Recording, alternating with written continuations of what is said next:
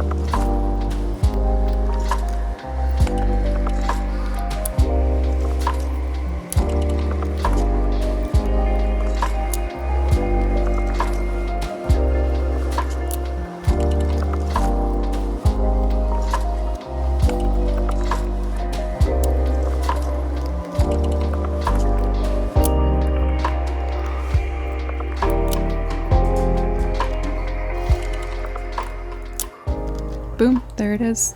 They're all done. My hands are absolutely wrecked from all of the peeling, but you know, occupational hazard, I suppose, which means it's time to swatch.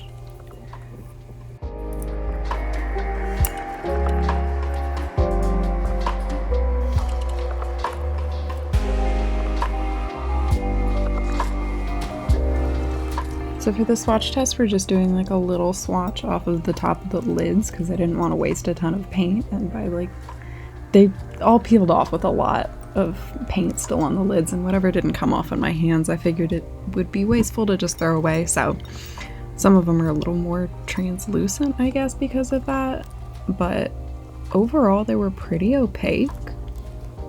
They were all pretty saturated, which I appreciate.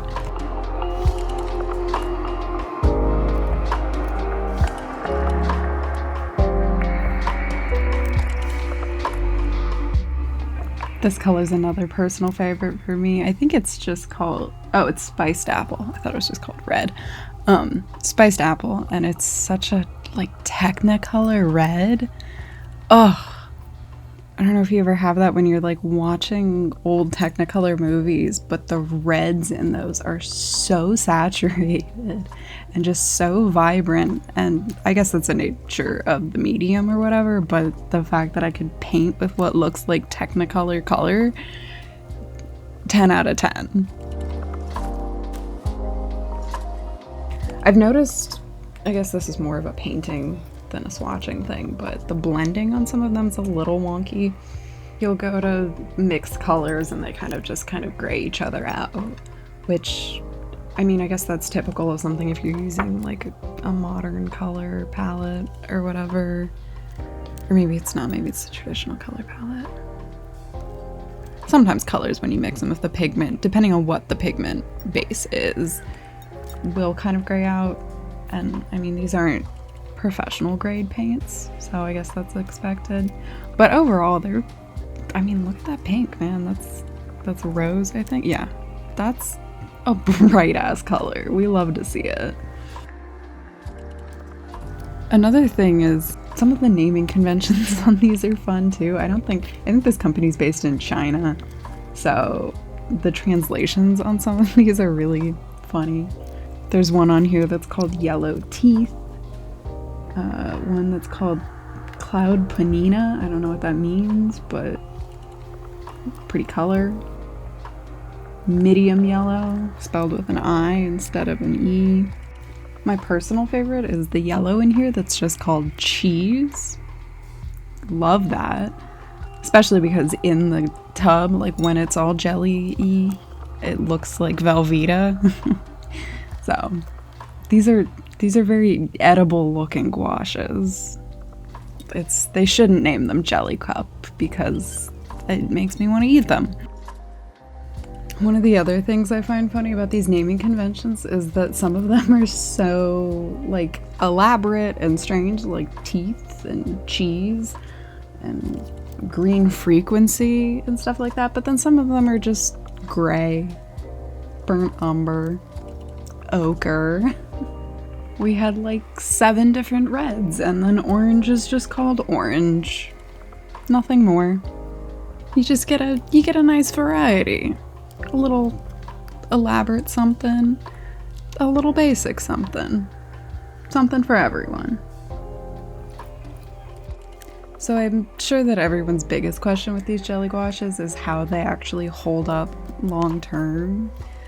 Like whether or not they dry out and stuff and all that. I'm recording this voiceover 7 months after I've had these now. So I can say that they hold up pretty well. They're definitely not as jelly consistency as before, but I also like haven't gone back in and mixed them up with every use or whatever like people do sometimes. I'm lazy. But I do spritz them with water kind of throughout a painting session to keep them damp. And that seems to work. They're doing fine. I like them because they're a little more low pressure, it feels like, than a regular, like when I use Holbein gouaches, it's like, oh god, I'm using Holbein gouache. Like I don't even squeeze them out of the tube.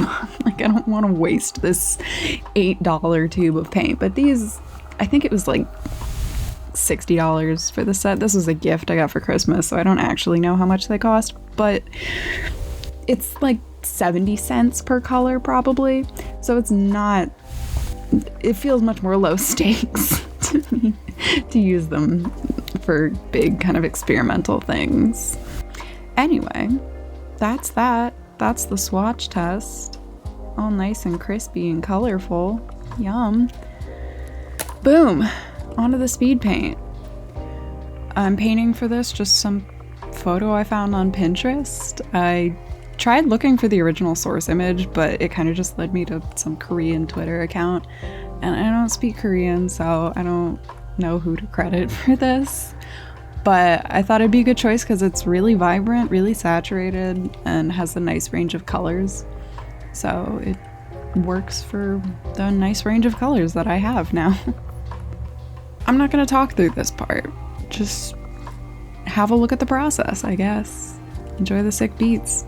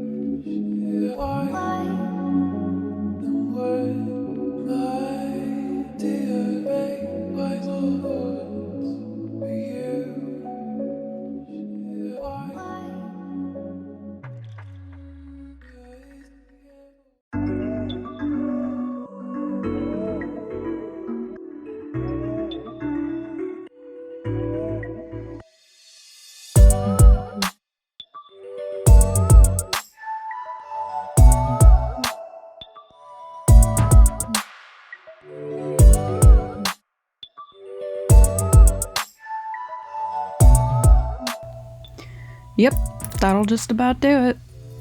Nice little tape peel for you. I tried to, I'm bad at tape peels. I tried to record like an up close cool video to put clips in, and then it didn't go well. I didn't record it, is what the issue was. But nice, crispy clean. See, she fucked it up.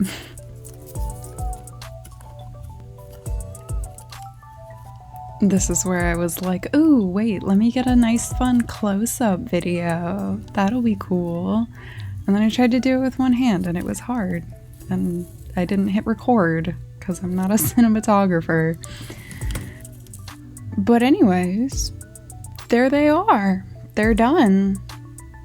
I'm into these. I like them. I've been using them kind of on and off for a while now. So I say they're cool. I say they're worth it. Don't get the 56 set, but you know, if you're looking for something cheap-ish that's still decent quality, yeah. Anyways, that's it. That's the video. If you sat through my vocal fry, you deserve a medal, and I guess bye.